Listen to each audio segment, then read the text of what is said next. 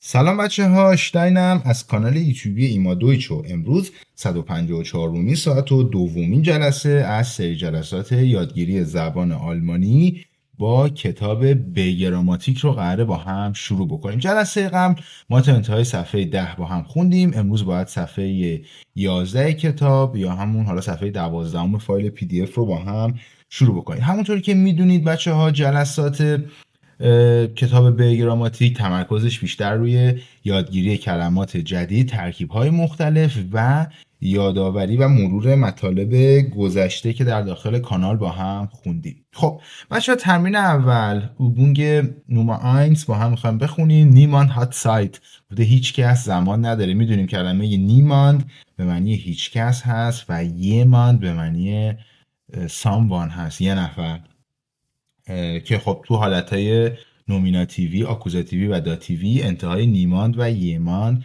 تغییر میکنه که در جایگاه آکوزاتیوی میشه نیماندن و در جایگاه داتیوی میشه نیماندن و اینجا در جایگاه نومیناتیو یا همون فاعلی هست که میبینیم فعل براش مفرد صرف شده. نیماند هات زایت، گفته که هیچ کس زمان نداره. آل زینزی بشفتیش. بچه کلمه بشفتیش من اینجا براتون نوشتم، به معنی مشغول و درگیر هست و از فعل زیش بشفتیگن میت که مثلا مشغول بودن با چیزی میاد، صفت ساخته شده از اون فعل هست. گفته ایک بین مومنتان زیه بشفتیش، گفته من الان در حال حاضر مومنتان gerade zurzeit خیلی درگیر و بیزی هستم، مشغول هستم.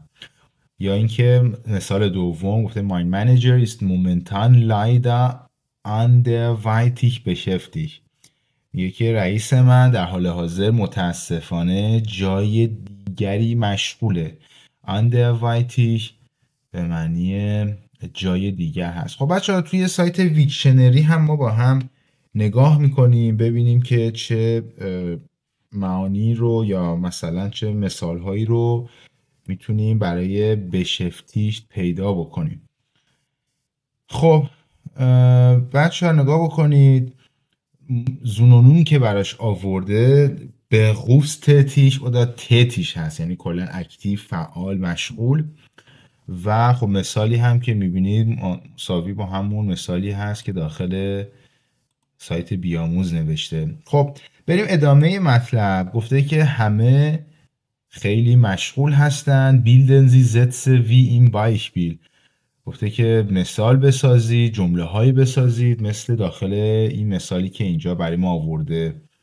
خب بچه نگاه بکنید، نوشته هانس schreiben eine E-Mail an seine Freundin.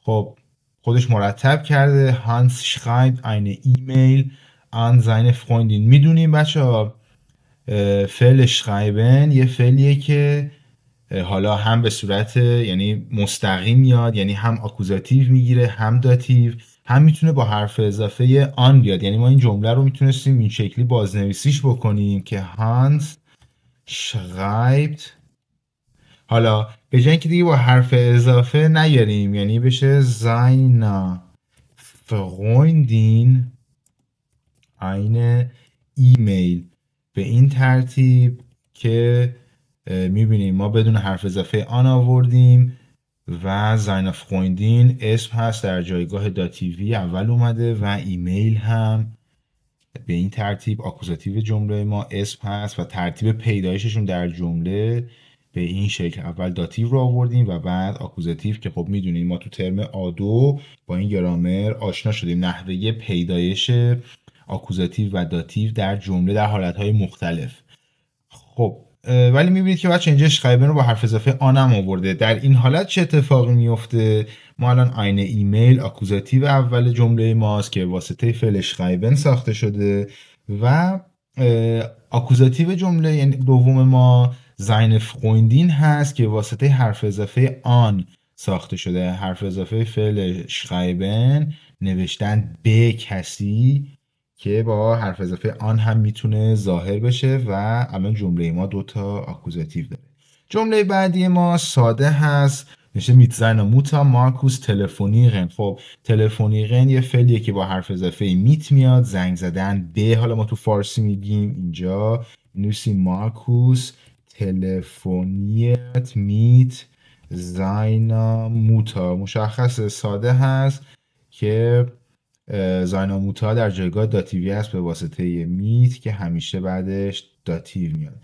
جمله بعدی ما هم با ساده هست. حالا من دیگه بچه کلمات رو نمیخونم. یه تانت فریدم لیست einen Liebesroman. خب این هم مشخصه، خیلی چیز سختی نداره. تانت فریدا فاعل جمله ما، فعل لیزن یه فعل نیمه با قاعده هست، تبدیل شده به ای و و شده لیست einen Liebesroman. خب بچه میریم جمله بعدی که گفته اوپا فاعل جمله ما فعل من به معنی بچه مثلا کات کردن هست. چمن زدن رو ما مثلا از فعل مین استفاده میکنیم. درو کردن، کوتاه کردن، هرس کردن. حالا باز میتونیم مثال هایی رو هم اینجا معنیش رو نگاه بکنیم و هم تلفظش رو میتونیم گوش بکنیم، نگاه بکنیم. من که به این ترتیب تلفظش، صرفش رو برای ما آورده که میبینید با قاعده هست و حالا معنیش نوشته که mit der Sense sicher mit einer Mähmaschine Pflanzen bis zum Ansatz dicht über dem Erdboden wegschneiden. که گفته بچه مثلا با یه تبر، با یه داس یا حالا ماشین چمنزنی، ماشین فلانسن، گیاهان رو تا آنزاتسشون، تا حالا اون محل رویششون، تا سطح زمین چیکار بکنیم؟ کات بکنیم، وکشنایدن بکنیم. و مثال هایی که برای ما آورده نوشته die Bauern haben stundenlang ununterbrochen gemäht. زمان گذشته است، میگه که کشاورزان ساعت ها چیکار کردن؟ بی وقفه. بچه این صفتی که برای ما آورده ununterbrochen. بریم ببینیم حالا داخل اینجا براش چیز داره که خب به این ترتیب مدام، دائم، بی وقفه. میبینید؟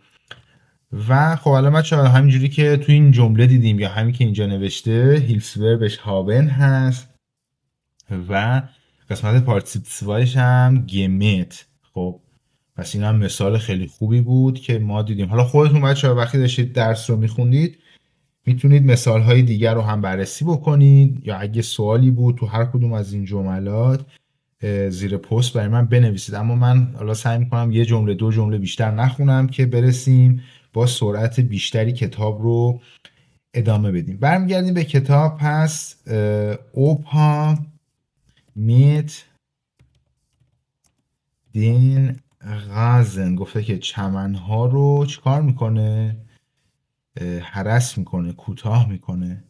یا بچه اینجا هم ساده هست، حالا این دیگه من اصلا نمی نویسم. نشده هربرت اون کریستین باکن این کوخن. دیگه خیلی ساده هست، گفته کیک میپزن اینها. و میریم برای مثال بعدی. کارل زید ein wichtiges Fußballspiel. باز مشخص جملات بچه یک آدویی هست. گفته که کارل یک مسابقه فوتبال مهمی رو میبینه. و بچه مثال بعدی حالا بد نیست. Ich beobachte meine Nachbarin. خب بچه فعل beobachten میشه تحت نظر قرار دادن، یعنی مثلا خیلی با دقت دیدن. beobachten. ببینیم براش چه مثال هایی رو میاره. تماشا کردن، دیدن، نظارت کردن. Sie wurde von der Polizei beobachtet. زی ووده beobachtet میگه که اون تحت نظر بود، مشاهده میشد. توسط کی؟ توسط پلیس. بچه جمله ما یک جمله مجهول هست، مجهول در زمان گذشته. زی ووده beobachtet، مجهولی که داریم گذشته ساده هست، چرا که وردن به صورت پرتقیتون تبدیل شده به ووردن و پس این مجهول ما گذشته ساده است. ما گفتیم یه موقع بچه ها در جملات مجهول میخوایم بگیم کاری که توسط شخصی انجام شده. حالا این قاعده رو تو B2 تو حالا B1 بعضا گفته میشه، من تو کلاس هم با هم خوندیم. گفتیم اگه توسط شخصی انجام شده باشه میایم فون استفاده میکنیم، فوند پولیتسای زیوود فوند پولیتسای beobachtet. اگه توسط یک وسیله یک شیئی انجام شده بود از دور استفاده میکردیم، مثلا sie wurde durch die Überwachungskamera beobachtet، توسط مثلا دوربین حالا دوربین تحت نظر قرار گرفته بوده. یا wer hat den Unfall beobachtet، میگه که چه کسی اون حادثه رو دیده. wer hat den Unfall beobachtet، خب این که مشخص زمان گذشته است. اما باز بریم بچه ها نگاه بکنیم ببینیم چه مثال هایی رو برای ما داخل سایت ویکشنری میاره. beobachten میتونیم تلفظش رو گوش بکنیم. beobachten, beobachten یا beobachten, beobachten. حالا تلفظشون که حالا استقایشیش هم برای ما آورده که ما نمیخوایم این رو. خب بچه نگاه بکنید، گفته که genau betrachten یا überwachen، گفته خیلی دقیق بررسی کردن. که حالا تو مثلا تو ویسنشافت تو حالا کلمه ای که چیز داره یا فعالتتش به اختن هم میتونه باشه، یا تو بحث علمی وارنیمن oder messen اندازه گیری کردن یا مثلا درک کردن و متوجه شدن یه چیزی رو تو بحث ویسنشافت میتونیم مثلا از beobachten استفاده بکنیم. و حالا بچه زونونومایی که داره به aufsichtigen، به schatten و حالا این auge behalten. مثلا بچه اینم ترکیب خوبی هست. observieren که حالا از observe انگلیسی میاد و überwachen که مشخصه همون رو داره. خب اینجا مثلا نوشته بچه der Typ da drüben beobachtet mich schon die ganze Zeit. بچه کلمه توپ حالا علاوه که معنی تایپ میده معنی پسر هم میده، گای. اون شخص میگه اون پسره اونجا da drüben over there beobachtet mich، منو تحت نظر داره به دقت به من نگاه میکنه. که die ganze Zeit کل مدت. و بچه حالا مثال های دیگه که ما ازش عبور میکنیم. خب برگردیم به کتابمون و گفته بچه یوگن repariert sein Auto، مشخص reparieren به معنی تعمیر کردن هست. کارلا bucht ihren Urlaub im اینترنت، باز هم جمله سختی نیست. کارلا بوک میکنه، رزرو میکنه اورلابش رو، تعطیلاتش رو در اینترنت. حالا یک معمولا بچه ها سوال میپرسن که چرا نگیم مثلا کارلا بوخت ایم اینترنت ایغن اورلاub. اولا بچه ها حالا ما باید نگاه بکنیم به صورت یک قاعده تقریبا کلی میشه گفت مفعول ما همواره قبل از قید مکانی ما میاد، اما قاعده 100% نیست، بستگی داره که ما تاکیدمون روی چی باشه. میتونستیم بگیم این اینترنت ایغن اورلاub، اون شکلی در این صورت تاکید مثلا در اینترنت بود که ما میخواستیم چیز بکنیم. اما ما معمولا تو مثالهای دیگه هم میبینیم اول یک چیزی رو مطرح میکنیم و در ادامه اطلاعات تکمیلی رو نسبت بهش میدیم. مثلا الان اینجا کارلا بوک میکنه اورلابش رو، حالا اینجا مشخص جمله کامله، این اینترنت یه اطلاعات تکمیلی میشه نسبت به این جمله. جمله بچه ها بعدی فرانسیسکا شلفت، خب فعل شلافن نیمه با قاعده است، آ تبدیل به آملات میشه. یا بعدی کورنلیوس آربایتت این گارتن، مشخصه. ادوین وشت، بچه حواسمون باید باشه واشن یه فعل نیمه با قاعده است، آ تبدیل به آملات میشه. ادوین وشت زاین زوکن، خب گفته جوراباش رو میشوره. خب بچه حواسمون هم باشه ما حالا جملاتمون رو همیشه با حرف بزرگ باید شروع بکنیم، اسامی رو همیشه با حرف بزرگ بنویسیم که خب این رو من همواره توی بحث نامه‌نگاری و اینها هم تاکید دارم که حواسمون باشه. خب یا بچه بعدی جمله بعدی گفته اینگو ایست. خب اینگو فاعل ماست، اسن فعل ما، گفته اینگو میخوره. پومس سیب زمینی کجا؟ آن در این بیس بوده. پس اینو می نویسیم چون کلمات هم خوبی داره. اینگو ایست پومس آن در این بیس بوده. خب بچه چند تا نکته. یکی این که حالا تا اینجاش که مشخص سیب زمینی میخوره در این بیس بوده. این کلمه از 2 تا کلمه تشکیل شده. یکی این بیس که با هم میبینیم به معنی یک اسنک کوچیک هست، یه غذای مثلا میان وعده، تنقلات، خوراک مختصر.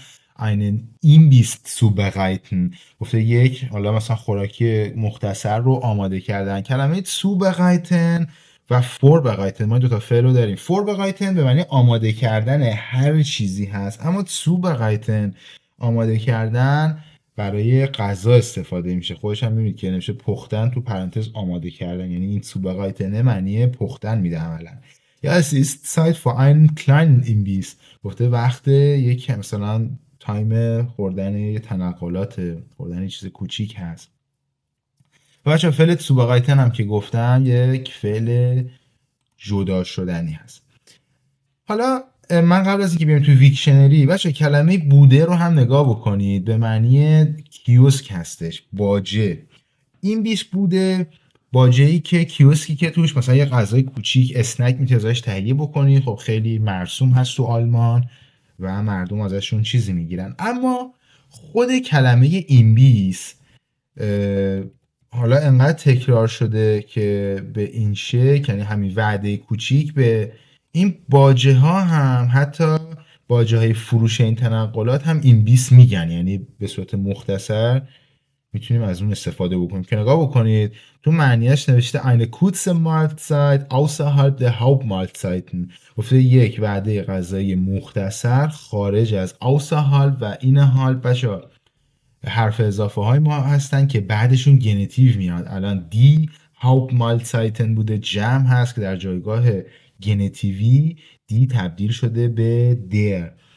یا معنی دوم گفته Stand, Kantine, Kiosk oder Stube, wo man eine kleine Zwischenmahlzeit kaufen einnehmen kann.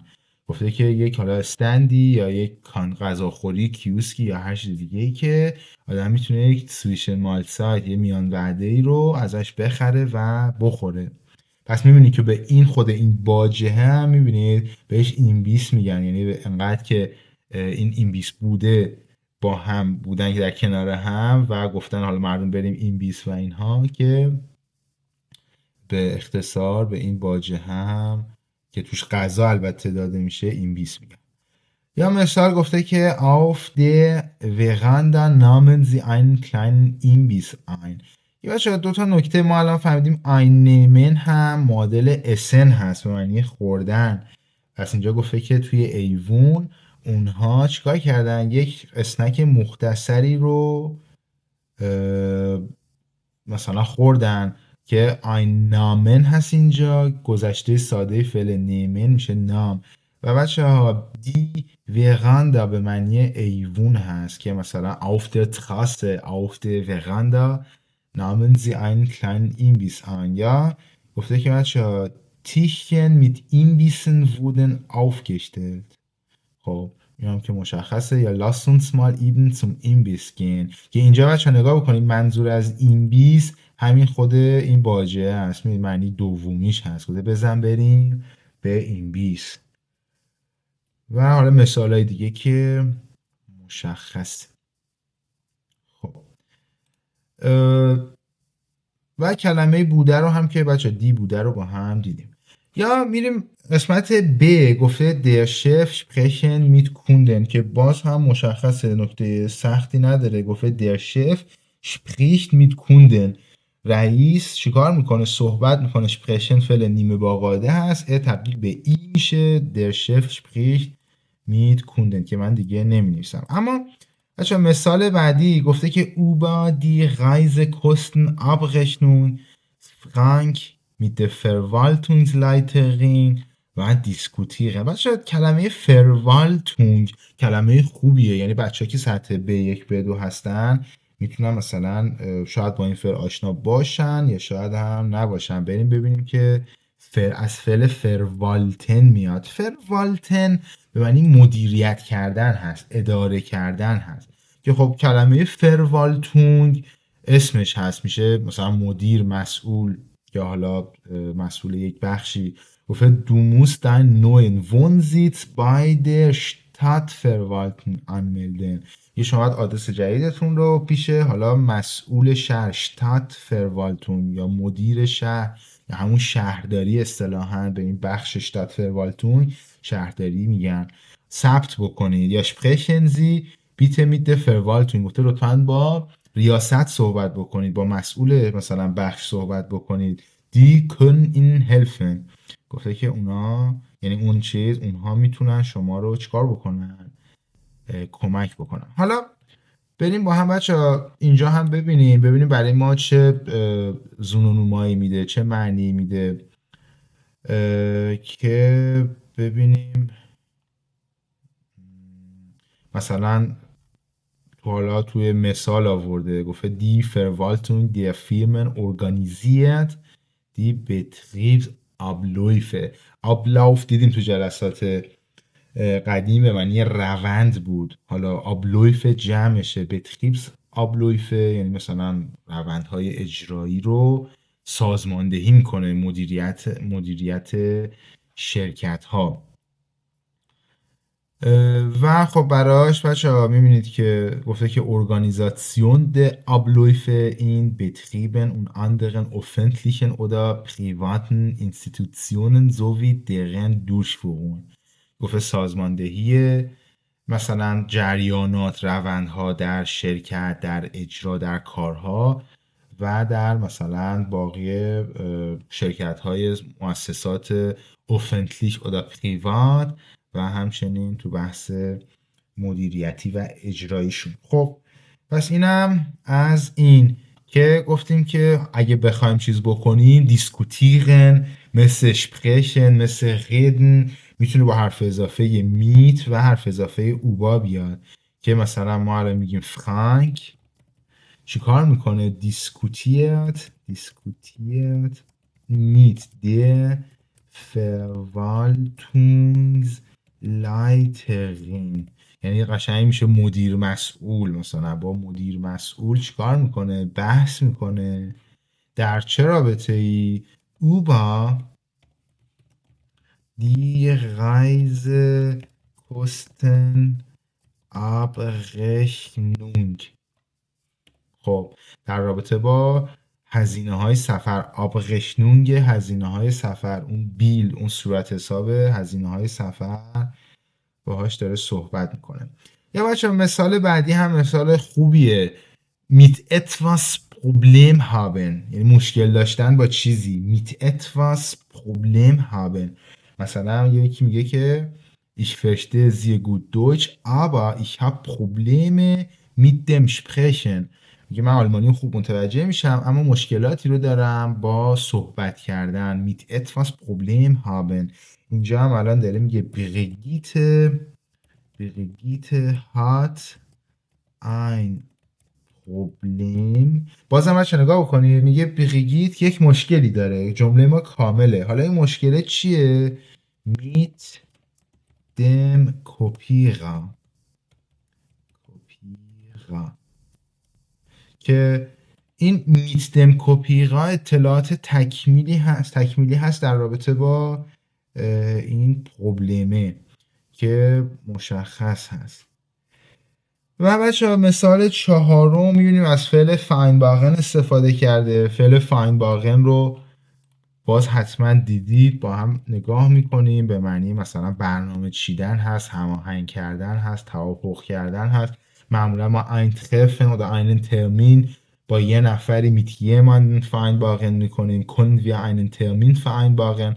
مثلا شما یه جای تماس میگیرین، میگین که مثلا können wir einen Termin oder könnten wir einen Termin vereinbaren oder wir haben vor Freitag einen Termin vereinbart. ما برای جمعه یک ترمین رو مثلا هماهنگ کردیم. یا einen Preis für etwas vereinbaren. بچه حالا حتما معنی مثلا مشخص کردن، تعیین کردن، هماهنگ کردن قیمتی هم میتونه باشه. بریم با هم داخل سایت ویکشنری هم نگاه بکنیم، تلفظش رو گوش بکنیم. vereinbaren, vereinbaren، حالا این صداش Vereinbaren. vereinbaren میبینیم گفته که eine Abmachung treffen, etwas mit etwas anderem in Übereinstimmung bringen، که یه چیزی رو با یه چیز دیگه مثلا مچ کردن و اینها. که بچه مثلا این هم مثال خیلی خوبیه. اولا اینجا که مشخصه ich möchte einen Termin vereinbaren، اما این مثال اولی نگاه بکنید بچه das genaue Vorgehen in diesem Projekt muss erst noch vereinbart werden. muss vereinbart werden میگه میبایست که چی بشه؟ مشخص بشه. اولا جمله ما یک جمله مجهولی هست که ما تو B1-2 با هم خوندیم به همراه چی؟ به همراه فعل مدال. خب بچه das genaue Vorgehen، Vorgehen هم کلمه خوبیه، با هم نگاه میکنیم. به معنی همون مثلا پیشروی هست، به معنی پیشرفت هست، حرکت هست، که گفته که این پیشرفت، این حرکت، این پیشروی یا همون روند کلی توی این پروژه، این دیزم پروژه muss erst noch vereinbart werden، باید مشخص بشه، هماهنگ بشه مثلا روند کلیش. خب عرض بکنم به خدمت شما، میریم ادامه. پس حالا بریم ببینیم که چیکار کرده. گفته دیزکرترین، اون خانم منشی که میبینید حالا UN داره آخرش مشخصه، چیکار میکنه؟ vereinbart einen Termin mit der Firma Sufix. خب بازم میبینیم که الان حالا من میسم دیگه زی زکرترین نمیسم، زی verein. بچه معمولا کلماتی که با فر اول سیلاب اولشون هست ما فر رو جدا میخونیم. یعنی من خیلی وقت جدیدم بچه میگم فراین، نه فراین. فراین باغن هست که خب بچه ها باید صرفش میشه vereinbart einen Termin، که باز با حرف بزرگ بنویسیم mit der Firma Sufix. خب باز بچه ها کلمه توی جمله بعدی die Praktikantin ein Hotelzimmer reservieren für die Gäste، که خب مشخصه، خیلی چیز خاصی نداره. die Praktikantin reserviert ein Hotelzimmer für die Gäste. ein Hotelzimmer für die، میبینید برای مهمون ها، که مشخصه. یا جمله بعدی هم ساده هست Herr Kruger fährt zum Flughafen، گفته که آقای کروگر میره به سمت فلوگهافن. مارتینا ist krank. و جمله هشتم که جمله بعدی نیست Abteilungsleiter. بچه کلمه Abteilung به معنی بخش هست. Abteilung به معنی بخش، سکشن از یک حالا فضای کاری یا یک حالا اتاقی به هر ترتیبی بهش میگیم Abteilung، بخش، حوزه، شعبه، قسمت. Das Kaufhaus besteht aus 3 Abteilungen. بچه Kaufhaus به معنی مرکز خرید هست. bestehen aus فعل خوبیه، یعنی تشکیل شدن از، با حرف اضافه aus میاد و بعد این aus هم داتیو رو ما داریم. besteht aus 3 Abteilungen، از 3 قسمت، 3 بخش تشکیل شده. Ja, meine Freundin arbeitet in der Abteilung von Frau Kaufmann. یکی دوست من در بخش حالا خانم کافمان کار میکنه. بریم ببینیم توی ویکشنری برامون چه تعاریف و معانی آورده. میبینید 7 تا بچه معنی داره. حالا تو بحث ارگانیزاسیون، پولیتیک، ویرتشافت، تو اقتصاد، سیاست یا حالا یک سازمان Teil einer größeren Einheit، بخشی از یک بخش بزرگتر هست که حالا میخواد اون تنیمه شرکت باشه، کاف هاوس باشه oder ähnlichem یا چیزهای مشابه. که بچه تو بخش حالا میلیتر نظامی زولداتیش اینهایت، حالا یک مجموعه سربازا رو مثلا میتونیم بگیم آبتایلون، حالا به این ترتیب، یا توی بیولوژی، توی گیولوژی، توی حقوق و دیگه، حالا اینا که دیگه به صورت خیلی ریز همگی حالا به یه نحوی معنی بخش و قسمت میده. آب کورتسونگش ممکنه مثلا ببینین توی حالا نوشته کتابی، روزنامه به شکل ABT هست که همون مخفف آبتایلونگ هست و حالا میبینید که مثال های مختلفی رو برای ما آورده. مثلا اینجا گفته دی Abteilung marschierte an die Front، گفته که اون بخش نظامی که مد نظر هست رژه رفتن در مثلا جلو. به همین ترتیب که میبینیم دیگه مشخصه. بریم ادامه. پس گفته که میدیم Abteilungsleiter، با مدیریت بخش. حالا گفته زوزانه غیدت، میدونیم فعل اون بچه ها چون به د ختم شده موقعی صرف کردن علاوه بر اون تما یک ا توی دوم شخص، سوم شخص مفرد و دوم شخص جمع میگیره. زوزانه غیدت mit dem Abteilungsleiter über eine Gehaltserhöhung، که خب این هم قشنگ بود، فعل کلمات خوبی داشت. زوزانه غیدت mit dem Abteilungsleiter über eine Gehaltserhöhung. باشا erhöhung به معنی افزایش هست، گهالت به معنی حقوق، سالری هست. Gehaltserhöhung افزایش حقوق. جمله بعدی بچه هاوسمایستر، مایستر به معنی حالا استاد، مستر، هاوسمایستر ولی به معنی مثلا استاد خونه، جنیتر هست، سرایدار. که فعل ما وارتن هست و وارتن گفتیم با حرف اضافه آف به معنی منتظر شخصی یا چیزی بودن.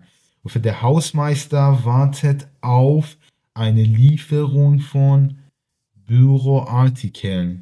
خب گفته که اون سرایدار، اون جنیتر منتظر حالا ارسال آرتیکل های اون اداری هستش. خب مشخصه. حالا بچه فعل لیفرن هم بد نیست با هم ببینیم. لیفرن که اسمش شده لیفرون، معادل دلیور در زبان انگلیسی هست. لیفرن به معنی تحویل دادن، حالا تأمین کردن. و دی موبل فیرما لیفر دن شرانک nach Hause، گفته که حالا ارسال میکنه، دلیور میکنه، میفرسته، تحویل میده این شرکت مبلمان و چی رو؟ شرانک رو، کمد رو به خونه. چون می‌بینید لیفر بچه‌ها یه فعل حرکتی هست، تحویل دادن یک فعل حرکتی، یک چیزی رو به یک جایی ما دلیور بکنیم، حالا ارسال بکنیم، تحویلش بدیم. Wir liefern schnell und pünktlich، گفته ما تحویل میدیم، ما ارسال میکنیم خیلی سریع و pünktlich، سر وقت. و اینجا هم بچه ها نگاه بکنیم باز معنی که برای ما آورده، میبینید دارن عمل لیفن انجام میشه، ارسال داره انجام میشه، تحویل داره انجام میده. این هم گفته DHL liefert Waren in die ganze Zeit. DHL تحویل میده، میفرسته واقع ها رو، وسایل رو، واقع کلا بچه ها میشه حالا هر چیزی، اشیا رو به کل دنیا. میبینید که بچه ها نوشته که vertreiben مثلا به معنی همون تحویل دادن، توزیع کردن. hervorbringen، produzieren معنیهای مختلفش هست. میبینی گفته واقع zum Käufer transportieren، یعنی بهترین تعریف میتونه براش باشه. گفته که چیزها رو به خریدار ترانسپورت کردن، ارسال کردن، رسوندن و به همین ترتیب. حالا بچه معانی مختلفی هم که 6 تا معنی داره غالبا بچه ها. حالا معنی اول دوم سومش مهمترین هاش هستن، حالا خیلی شاید لزومی نداشته باشه. افعالی که 6 تا 7 تا معنی مختلف دارن ما همش رو حفظ باشیم.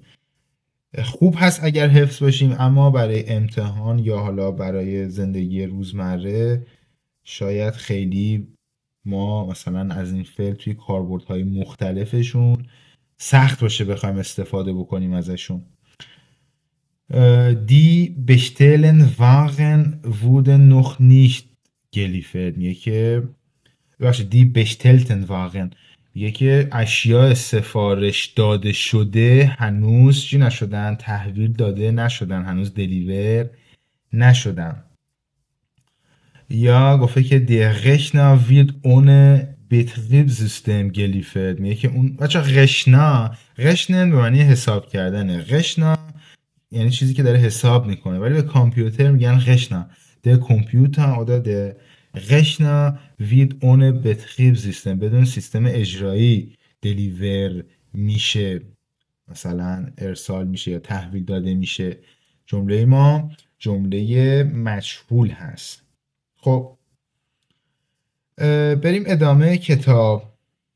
پس گفته که der Hausmeister wartet auf eine Lieferung von Büroartikeln.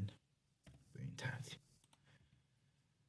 خب یا بچه مثال بعدی ما گفته که Frau Schenk چون ساده هست gibt ein Seminar zum Thema Motivation im Büro. حواسمون باشه Seminar geben، ein Seminar geben حالا ترکیب خوبی هست. zum Thema در رابطه با جهت موضوع، zum Thema حالا motivation در دفتر. مثال بعدی مثال خوبی هست، فعل هالتن رو ما داریم. بچه هالتن حالا خودش به معنی نگه داشتن هست، یعنی معنی اصلی هالتن به معنی هولد هست، نگه داشتن. حالا معنی ایستادن etwas halten، etwas in der Hand halten، یه چیزی رو در دست نگه داشتن. یا kannst du bitte kurz die Tasche halten، گفته که آیا میتونی یک لحظه این کیف رو نگه داریش. möchte meine Jacke ausziehen بیرون آوردن، میگه من میخوام که حالا کتم رو، کاپشنم رو، ژاکتم رو چیکار بکنم؟ ausziehen بکنم، بیرون بکشم. یا بچه مثلا هالت به معنی وایستا. خب پلیس مثلا ممکنه، یا به یه شخص ممکنه بگید هالت وایستا. مثلا فون rechts kommt ein Auto، گفته وایستا از سمت راست داره یک ماشین میاد.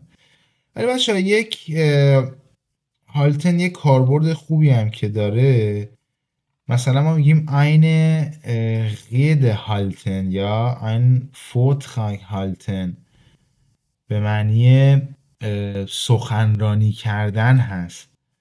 اینجا هم الان چیزی که گفته هر کراوزه هلت. خب بچه میدونیم فعل هالتن آ تبدیل به آ اوملات میشه.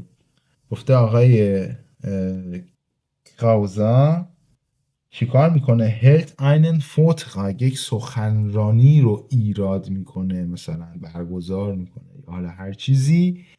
پس من اینجا می نویسم Herr Krause hält einen Vortrag. باشه کلمه Vortrag der Vortrag به معنی سخنرانی هست. خب گفته یک فورتراگی رو هالتن حواسمون باشه و شما میتونستیم حالا اینجا بنویسیم eine Rede. خب حالا یک فورتراگی رو داره هالت میکنه، یعنی حالا هلت میکنه در رابطه با چی؟ über حالا این Rede، این فورتراگه über das neue Marketing Konzept هست. مارکتینگ کنسپت، که خب بچه کلمه کنسپت از همون مثل انگلیسی کانسپت میاد، مفهوم هست و مشخصه، چیز سختی نداره. یا بچه جمله بعدی ما هم باز کلم نگاه میکنم، کلمه خیلی سختی نداره، فعل نیمن رو داره که باید حواسمون باشه، به صورت نیمه باقاعده است. انریاس نیمت زن فوتوآپارات، یه جمله گفته که دستگاه یعنی دوربین عکاسیش رو بر میداره. اوند و چی کار میکنه؟ فوتوگرافیت و عکاسی میکنه. دی نوین پرودوکته.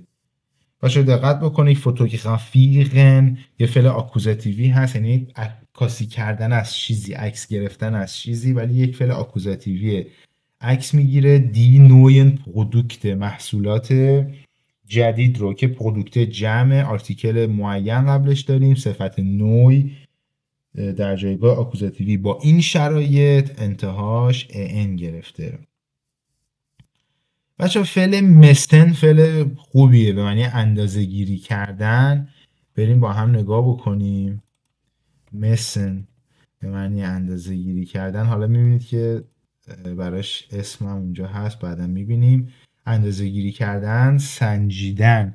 خب با هابن بچه ها مثلا گذشته میشه، فعل کمکیش هست و قسمت پارتیسیپایش هم هست گمسن و گذشته سادش هم هست ماس.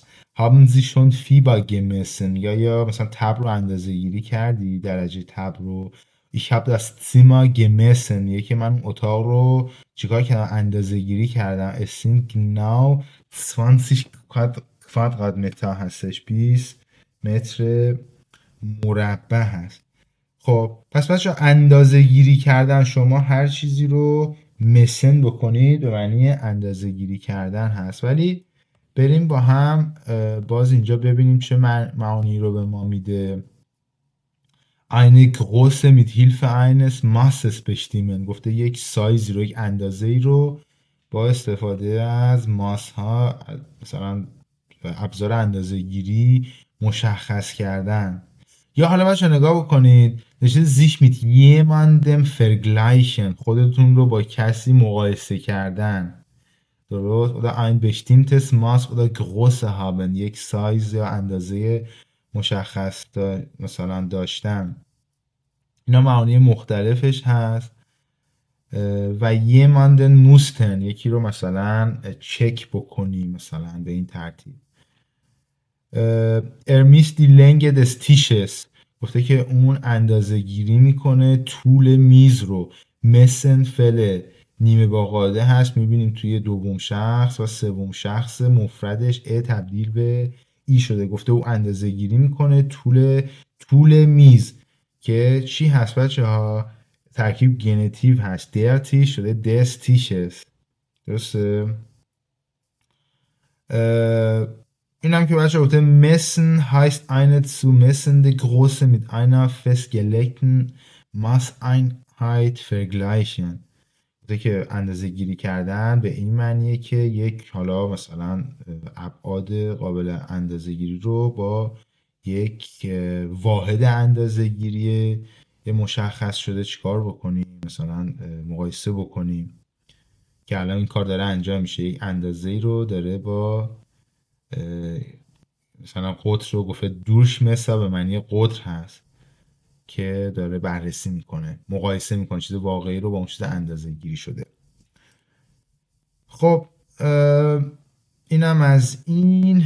حالا گفته که د الکتریکا مسن فعل نیمه با قاعده هست. میست اندازه گیری میکنه چی و دی تمپراتور، دما رو در کجا؟ ایم کلا، در زیر زمین. و جمله بعدی بچه شپورت ترایبن به معنی ورزش کردن هست. شپورت ماخن یا شپورت ترایبن، این هم تو درسا داشتیم. میگه فرانسیسکا ترایبت شپورت، فرانسیسکا ورزش میکنه. زی لویفت دوش دن پارک. بچه لافن خب بازم نیمه با قاعده است، آ تبدیل به آملاد میشه، دورش میشه از میانه. میگه او پیاده روی میکنه، میدوه مثلا از بین پارک. و باز بچه ها مثال بعدی ما مثال ساده ای هست، خیلی چیز سختی نداره. Für der Informatiker installiert ein neues Programm. عملا ما فقط فعل رو صرف کردیم. Programm das Programm که شده ein neues Programm. Informatiker به معنی متخصص کامپیوتر هست. بچه تمرین بعدی تمرین خیلی ساده ایه. گفته Familie Stein fährt mit dem Auto in den Urlaub. گفته خانواده اشتاین با ماشین به تعطیلات میرن. in den Urlaub gehen, in den Urlaub fahren. به تعطیلات رفتن. Frau Stein hat noch einige Fragen an ihren Mann bzw. ihre Kinder. بچه Fragen haben. Ich habe Frage. Ich habe eine Frage. من سوال دارم. از شخصی میخوایم بگیم آن، پس اینجا میتونیم حالا به صورت نکته بنویسیم آن jemanden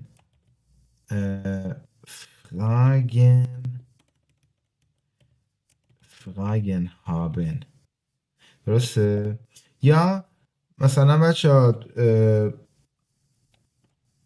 اوبا، حالا اوبا هم که نه، nach etwas fragen یعنی در رابطه با چیزی سوال پرسیدن. یه موقع من میگم که ich frage dich nach dem Weg. من از تو در رابطه با مسیر راه سوال میپرسم. nach dem Weg fragen پس در رابطه با چیزی سوال پرسیدن. اما یه موقع من میگم من یک سوال دارم I have a question. Ich habe eine Frage. حالا در چه رابطه ای؟ او با یه چیزی. از چه کسی؟ آن jemanden. اینم حواسمون باشه. پس اینجا هم گفته که Frau Stein hat einige Fragen. یه تعداد سوال داره an ihren Mann beziehungsweise بچه BCW مخفف beziehungsweise یا همون اودا هست یا ihre Kinder از بچه هاش. Ergänzen Sie die Verben in der zweiten Person Singular und in der zweiten Person Plural که خب بچه ساده هست که مثلا اینجا میشه packst du, packt ihr schon mal die Koffer. گفته آیا پک میکنید تو یا شماها پک میکنید چیو؟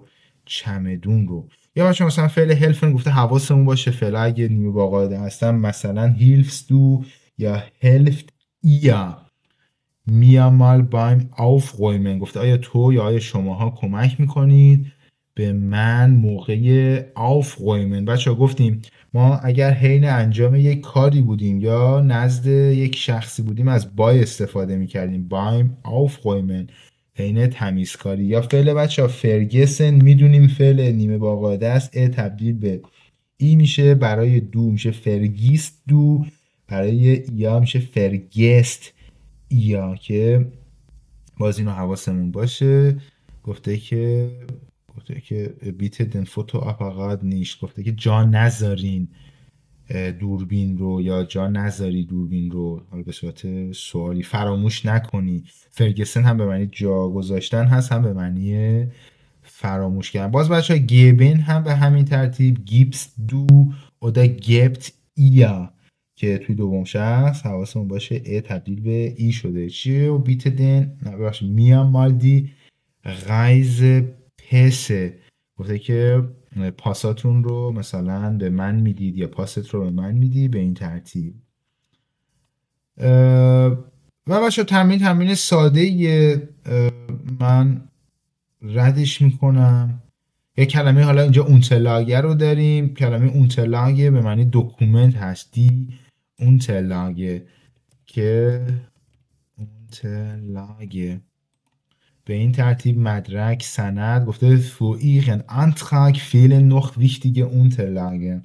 Antrag درخواست هست میگه برای درخواست شما هنوز یه سری مدارک خیلی مهمی جا افتادن یعنی کمن.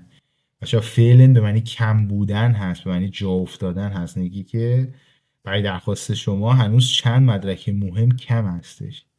Oder ich schicke Ihnen alle Unterlagen mit der Post zu. من همه اسناد رو برای شما با پست میفرستم.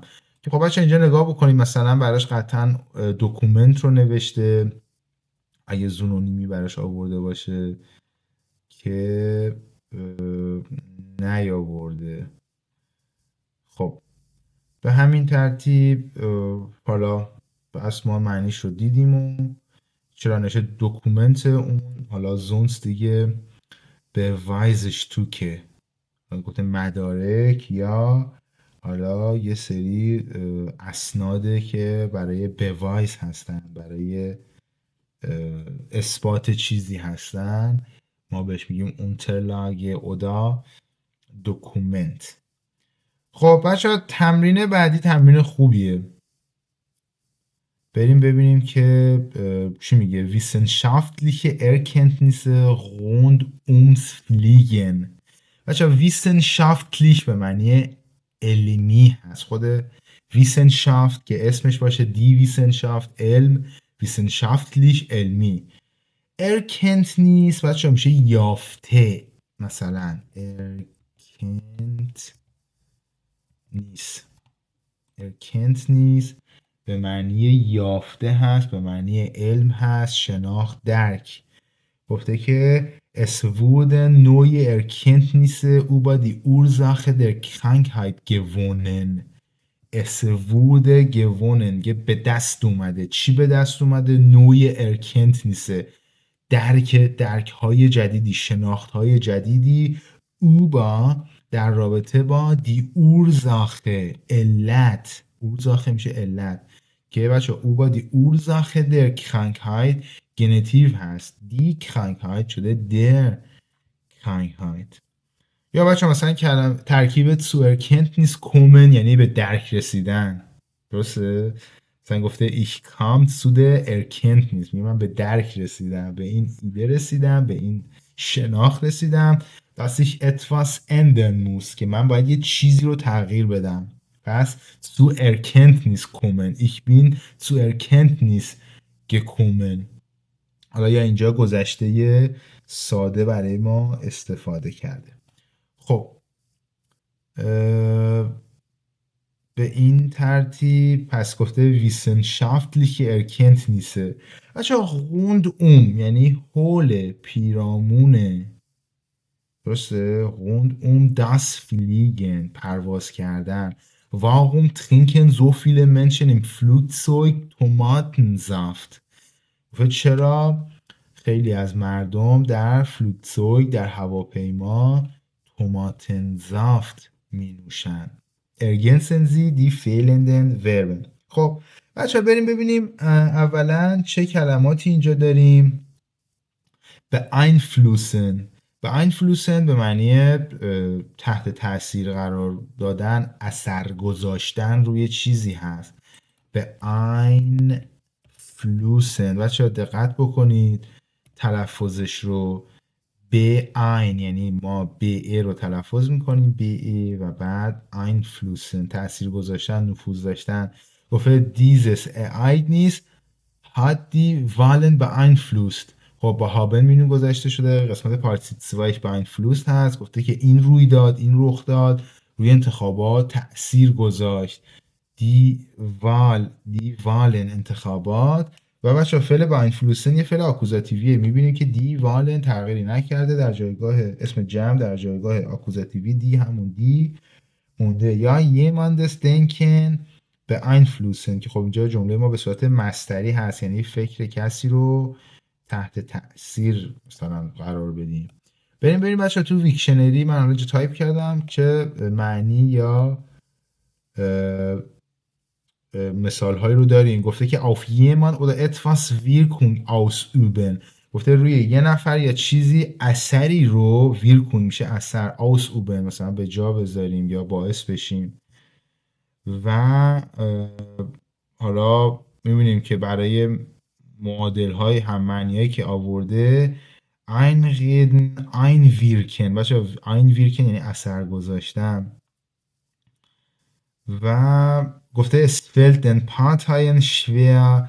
بچه حالا گفته jemanden یه صفتی fallen که به معنی سخت بودن هست. die Wähler in ihrem Sinne zu beeinflussen که مثلا اون اشخاص رای دهنده رو به نفع خودشون مثلا بیان چیکار بکنن، تحت تاثیر قرار بدن. پس beeinflussen به این ترتیب schmecken یه فعل بود که هم به صورت نومیناتیوی هم آکوزاتیوی استفاده میشد، به معنی مزه دادن هست، غذایی. مثلا یه موقع یه غذا میگیم das schmeckt gut، این غذا خیلی مزه خوبی میده، یا das schmeckt mir gut، اون به من خوب مثلا مزه میده، بازم از نظر غذایی هست. فعل زاین مشخصه بچه. فعل empfinden فعل خوبیه، به یک بدویی هست، به معنی حس کردن هست، nachvollziehen هست، درک کردن هست. Die Kälte empfand man am ganzen Körper. empfand گذشته سادش، حالا empfinden قسمت پارتیسیپش هم empfunden هست. میگه سرما رو آدم تو کل بدنش چیکار کرد؟ حس کرد، مثلا در زمان گذشته. oder ich habe die Schmerzen nach der Operation kaum empfunden. میگه من درد رو بعد از عمل جراحی به ندرت درک کردم، احساس کردم. حالا sich fühlen empfinden که بچه ها میبینید ich habe die Schmerzen empfunden kaum به ندرت nach der Operation. بچه قید زمانی ما هست، nach حرف اضافه ما، بعد از جراحی. به این ترتیب بریم باز توی سایت ویکشنری هم با هم نگاه بکنیم ببینیم براش آیا معنی چیزی آورده. گفته که بچه ها mit den menschlichen Sinnen etwas wahrnehmen. wahrnehmen دقیقا معادل empfinden هست. گفته یه چیزی رو با حالا اون ادراک انسانیمون درک بکنیم. ein bestimmtes Gefühl erleben، یه حس مشخصی رو تجربه بکنیم. یا معادلی که براش آورده spüren. spüren باز به معنی درک کردن هست. مثالی هم که آورده die Kälte empfand man am ganzen Körper. Die erste Liebe wird allgemein als schön empfunden. یه عشق اولیه حالا توی چیز کلی همیشه به عنوان یک چیز زیبایی درک میشه، یا که جمله ما مجهول هست. خب پس این هم از این. نوتسن میدونیم استفاده کردن هست، نوتسن به نوتسن verwenden. ویسن دونستن، لیگن قرار داشتن فعل ساکن بود، لگن قرار دادن فعل حرکتی بود. و روکن بریم ببینیم بچه ها روکن به چه معنی هستش. ما یک اسم داریم برای روکن که معنی کمر هست، در روکن، اما ما معنی فعلش رو میخوایم با هم بررسی بکنیم. خب گفته بچه ها، گفته die Position eines Gegenstandes verändern. جایگاه یک آبجکت، یک وسیله رو die Position eines Gegenstandes گنتیو verändern تغییر دادن. ohne این hoch zu heben، اینجا مهمه، بدون اینکه اون رو چیکار بکنیم؟ بلندش بکنیم. یعنی پس روکن به معنی مثلا جابجا کردن از طریق فشار دادن هست. مثلا معادلش اگر بخوایم در نظر بگیریم باید شیبن باشه. بریم ببینیم که به این ترتیب میبینید شیبن oder schleifen ziehen کشیدن، حالا به داخل به سمت حالا خودمون، سیهن شیبن هل دادن به سمت خارج. پول و پوش میتونه در نظر بگیریم که دقیقا شلایفن هم معادل با هل دادن هست. گفته که رکت den Stuhl in die Ecke، میگه که او صندلی رو به گوشه‌ای مثلا چیکار کرد؟ هل داد. خیلی بچه ها فعلای خوبی رو داریم با هم کار میکنیم و حالا رفته رفته کتاب هم سخت‌تر میشه و عرض کنم به خدمت شما متونی که برای ما میاره متون سخت‌تری هست. خب بریم بچه نگاه بکنیم، متن رو با هم بخونیم. گفته Tomatensaft ist in der Luft eines der beliebtesten Getränke. مشخصه، میگه که آب گوجه فرنگی توماتنزافت هستش در هوا. این در لوفت چی هست؟ یکی از محبوب ترین نوشیدنی ها هست. اینس در بلیپتستن یکی از محبوب ترین نوشیدنی ها که میبینیم گنتیو هست. one of the حالا مثلا most famous یا حالا هر چیز نوشیدنی ها. آینس معنی one of میداد که گفتیم نگاه میکنیم چون گتخنک داست گتخنک هست، یکی که میخوایم براش استفاده کنیم آینس هست، درسش رو داشتیم. اگه مؤنث بود آینه استفاده میکردیم، اگه مذکر بود آینا استفاده میکردیم که خب باز هم هر کدوم از اینها بستگی داشت که تو جایگاه آکوزاتیوی یا نومیناتیوی یا داتیوی باشه. ویسنشافتلان جای خالی نون واقوم. باینفلوس این گفت دانشمندان تأثیر میذارن، مزه میدن، هستن، حس میکنن، استفاده میکنن، میدونن. به نظر میدونن بچه ها توی اینجا منطقی ترین جواب میتونه باشه. فعلا با این میریم جلو تا بریم ببینیم که آیا درست هست یا نه. ویسن نون واقوم میگه الان میدونن که چرا. اس جای خالی ام نیت ریگن لوفتدruck in den Kabinen که حالا اس فاعل ما هست، ام نیت ریگن لوفتدruck میشه بچه فشار هوا، گفته در فشار هوای کم. خب in den Kabinen در حالا کابین ها، در اون بحث کابین. بریم ببینیم کدوم فعل میتونه باشه. beeinflussen es beeinflusst نمیتونه باشه اینجا. es schmeckt نمیتونه باشه. nutzen es liegt یکی قرار داره توی کابین ها چیزی کمترین لوفتدروک قرار داره، پس اسلیکت هم به نظر من اینجا میتونه باشه. دیزا لوفتدروک باز جای خالی دین گشماک. این یه دقیقه پیش با هم بررسی کردیم، یه فعل آکوزاتیوی میخواد. گفته که این فشار هوا یک کاری میکنه طعم و مزه رو. خب هول که نمیده، ویسن هم که استفاده کردیم، حالا استفاده منطقی نیست. امفیندن هم نمیتونه باشه ولی میتونه تأثیر بذاره. به اینفلوست، بس به اینفلوست به این ترتیب این جواب درستی میتونه باشه اینجا. حالا باز تا آخر میریم، اگر چیزی کم آوردیم یا منطقی نبود باز ممکنه که جابجا بکنیم.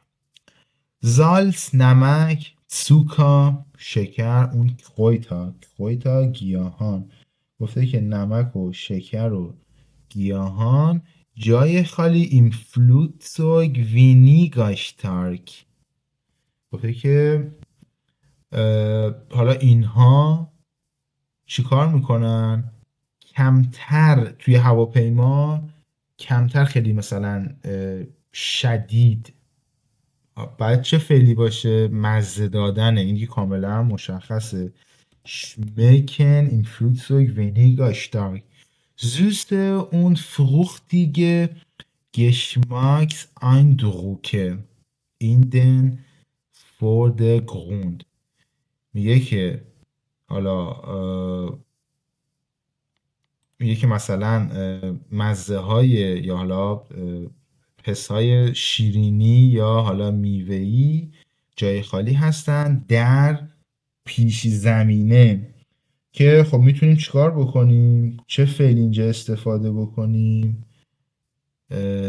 باید ببینیم بچه ها، نگاه بکنید این رمزه که به ما کمک میکنه ما جواب این گزینه رو بدیم. روکن فعل حرکتی هست، اینها هیچ کدوم فعل حرکتی نیستن. میبینید فوردرگروند در فوردرگروند هست. ما اینجا الان یک لوکال پرپوزیسیون داریم، این که بعدش آکوزاتیو اومده، پس ما باید یک فعل حرکتی داشته باشیم که روکن هست. روکن این den Vordergrund. خب deshalb بنابراین جای خالی viele Leute Tomatensaft über den Wolken als geschmacklich angenehmer und interessanter. یه بنابراین حالا جای خالی میکنن خیلی از مردم آب گوجه فرنگی رو über den Wolken بالای ابرها. اینجا اوبا بچه لوکال پرپوزیسیون هست به معنی بالای ابرها. als geschmacklich angenehmer از نظر مزه‌ای چیتر، angenehm خیلی راحتتر، خیلی مثلا مطبوعتر و اینترسانتر و جذابتر. خب ما چیکار میکنیم؟ یک مزه رو مثلا میتونیم چیکار بکنیم؟ درکش بکنیم، امفیندن بکنیم. امفیندن که ما معنیش رو هم دیدیم، مثلا شپورن رو داشتیم. Diese Erkenntnisse جای خالی nun auch Fluggesellschaften für die Rezepte ihrer Bordmahlzeiten. و این یافته ها حالا فاعل ما هستن. چیکار میکنن؟ حالا ببینیم فاعل هستن واقعا. nun auch Fluggesellschaften für die Rezepte. نه فاعل ما نیستن، فاعل ما Fluggesellschaften هستن. Fluggesellschaften یکی شرکت های هوایی استفاده میکنن nutzen diese Erkenntnisse این یافته ها رو برای رецپت وعده های غذاییشون در حالا هوا، که اینجا باز یک ترکیب گنتیوی رو ما داریم که به این ترتیب به این شکل در جمله ما ظاهر شده. خب بچه ما حالا چون جلسمون حدود 1 ساعتی شده، من بیشتر از این جلسه رو ادامه نمیدم. ما تمرین بعدیمون هم تمرین خیلی خوبی هست بچه. اینها یه همچین متنی دقیقاً نمونه درک مطلب ها، لیزن های ما در امتحانات حالا B1 و B2 هستن که ما اگر یک درک درستی، یک شناخت درستی از این متن ها پیدا بکنیم، قطعا در امتحان هم میتونیم موفق باشیم. خب بچه برای جلسه آینده ما تا صفحه 12 وسط صفحه 12 خوندیم. من قسمت ب صفحه 13 رو و حالا صفحه 14 رو تو جلسه بعد با هم حل میکنیم. و در آخر بچه ها اگر انتقاد، پیشنهاد یا هر مطلب دیگه هست، من خوشحال میشم که برام در قسمت کامنت ها بنویسین.